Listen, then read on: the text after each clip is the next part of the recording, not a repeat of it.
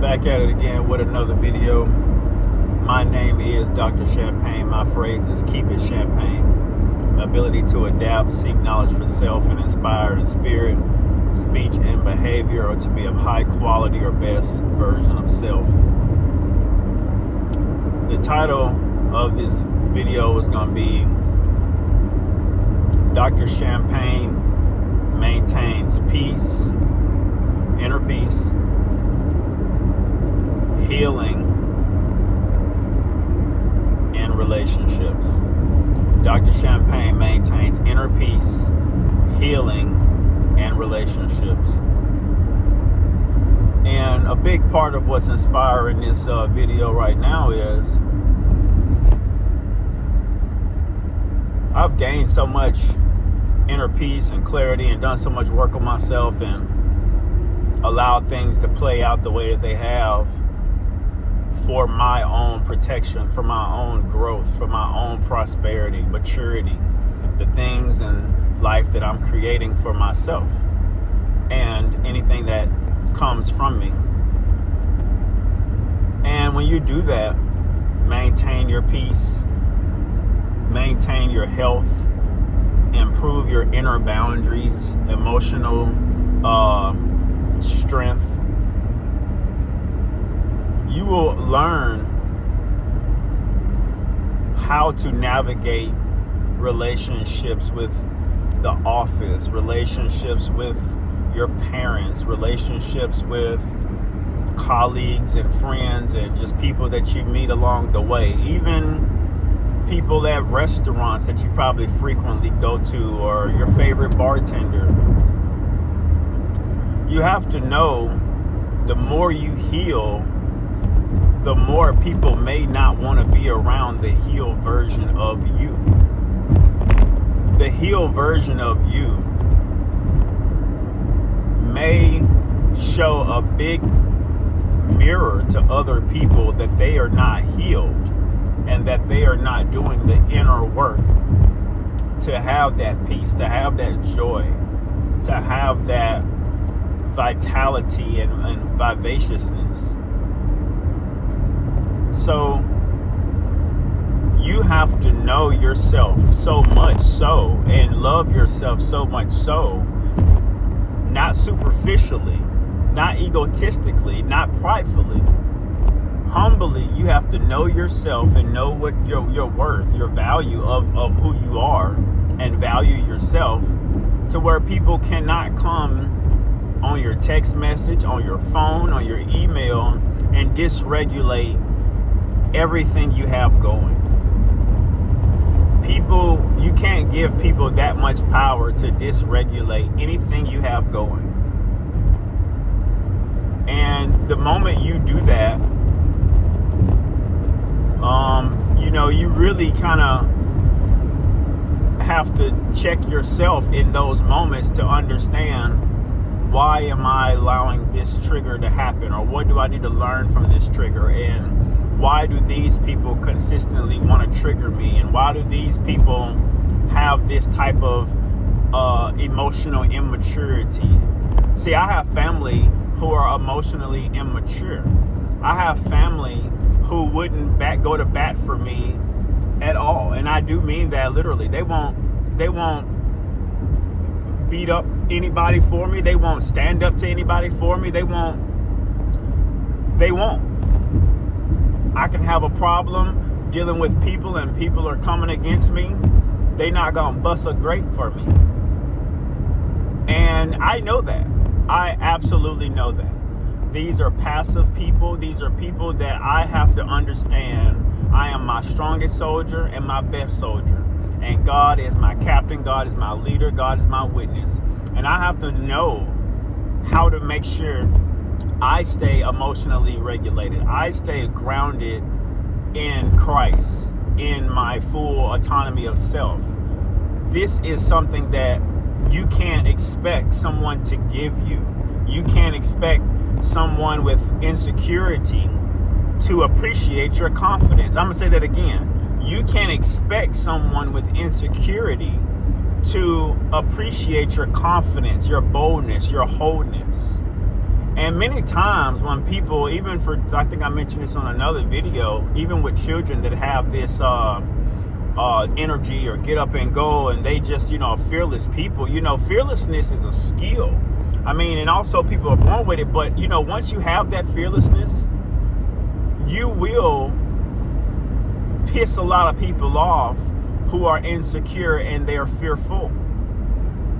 They're fearful in their appearance. They're fearful in their speech. They're fearful in their prayer. They're fearful in their awareness. They're fearful, and they want to put fear in your confidence.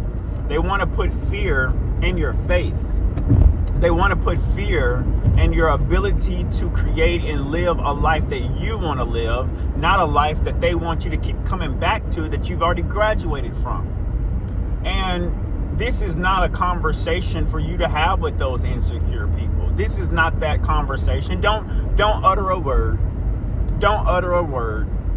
You have to be so comfortable in your inner peace, in your joy, in your health and wellness, in your navigation of relationships, that you need to learn how to choose who you want to be in your life and why.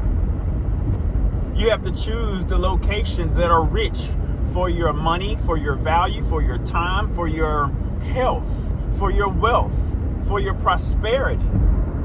And many people talk, oh, well, I got this and I own that, and you ain't. At the end of the day, if you have all that stuff and you're still spiritually bankrupt, it doesn't matter. Great, you have it. Sure, you need it. It probably was passed down to you. Bravo. But the joy and the richness I have in my spirit, it can't come around spiritual poverty, emotional immaturity. It cannot stay there. Dr. Champagne, I always put myself on the top shelf and not on the left. In the middle, baby. I want you to see me because I value myself. This is me walking it out for me, for what God has called me to do. I don't know what God called you to do, and that's another thing. Stop allowing people to think they playing God in your life. Well, you ain't go to church. I ain't been to church in over a decade, and I'm more closer to Christ than I ever been. God talked to me every day, every night, every moment. I talk to him. That's my dog. So it's not about church. It's about righteousness. But people will literally try to get into your brain, try to do this emotional manipulation, say these little words. I don't think you love me anymore. Shut up. Shut up. What do you mean? No. My love is there. It's full. It's overflowing, effervescent, abundant. But what it's not going to do is give to the impoverished, the people who are trying to siphon you. It's not going to give to the people that are trying to make sure that anything in your life that you find of joy, that you find of purity, that you find that you're finally free from the shit you've been through. I'm not running back to you when you wasn't fighting for me. I'm not running back to you because when I ain't nothing to run back to, it ain't nothing there for me. And this is where you have to know I have to meet them on my terms. I gotta choose what I'm gonna choose, and if things hit the fan, it just hit the fan. You have to be okay with wins and losses, profit and losses. You have to know what to do in peaks and in valleys. And oftentimes people would try to play your age against you. They would try to play your education against you. They would try to, once again, emotionally manipulate because I'm your mama and you my son and I'm your daddy and you my only boy. And shut the fuck up. Shut up. Either we gonna work together as a team or I'm just gonna be a team of one.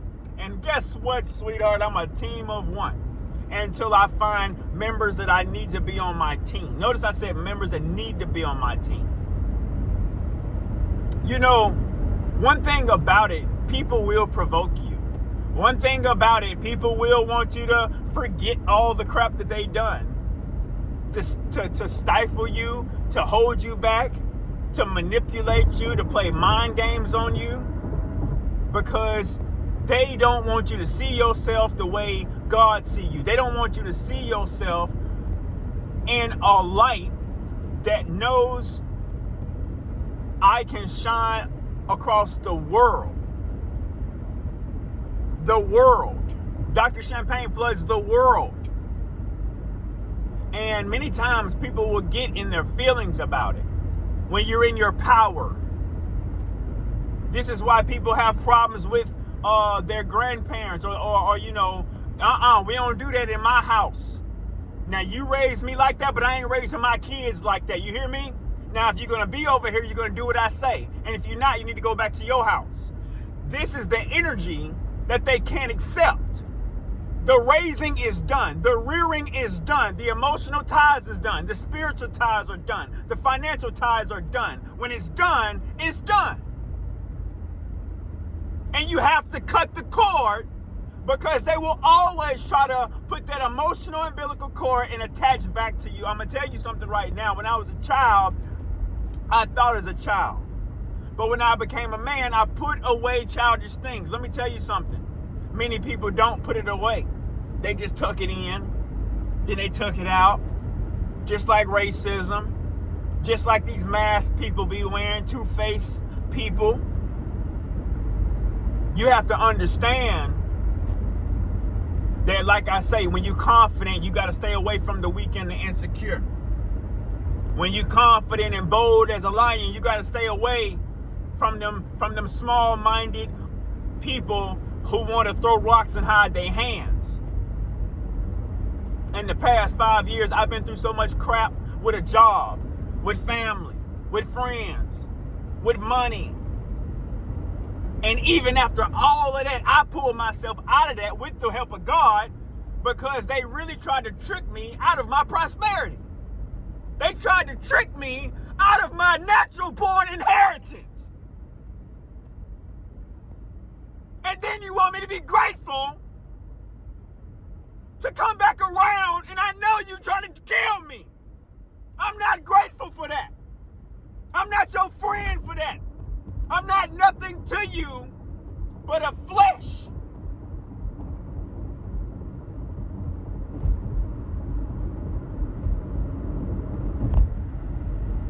So when you see people calm, when you see people not bothering people, don't come bothering people. Don't come asking nosy questions when you need to shut your mouth. Don't try to bring up old stuff when you need to learn how to cherish the present.